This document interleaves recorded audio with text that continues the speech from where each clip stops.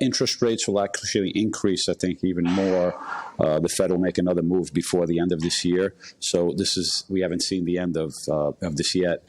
Right now, I think the Fed is getting very aggressive. They're getting extremely concerned about the situation. I think they underestimated the level of inflation about a year ago. And so at this point, they're trying to maybe as aggressive as possible to tame that inflation.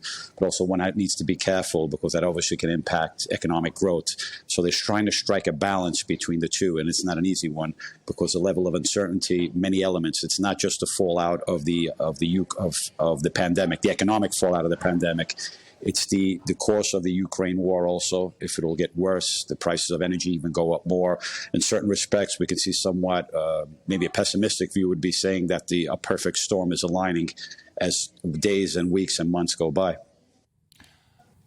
Marco, given your US perspective, how concerned are you that as the Fed raises interest rates sharply, and as you say, I agree, there's a lot more to come, could the world's biggest economy be tipped into recession by these rate rises? Could these sharp rate rises now upset Wall Street, upset global markets more generally, sending share prices down?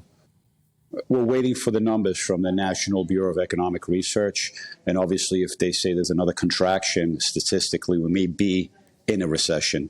If there's a slight contraction, technically, we may not enter it. But I think the bottom line is for ordinary people. For ordinary people, the data doesn't mean much. Life is not easy. Life is not getting it. It's not going to be getting any easier, whether it's the price of the pump, the price of your food, and that's going to have serious economic impact. In my opinion, some economists may go as far as saying that we're going to see a combination of the worst of the 1970s economic downturn together with the worst of 2008. That's the worst case scenario. In my opinion, what happens here is that this economic downturn is not going to leave overnight. It's not going to happen in the foreseeable future. This is going to endure for quite a long time, much longer than people may want to admit or anticipate. And the question is the severity of it. So I think the key question in the debate is how bad is it going to get in the medium to longer term?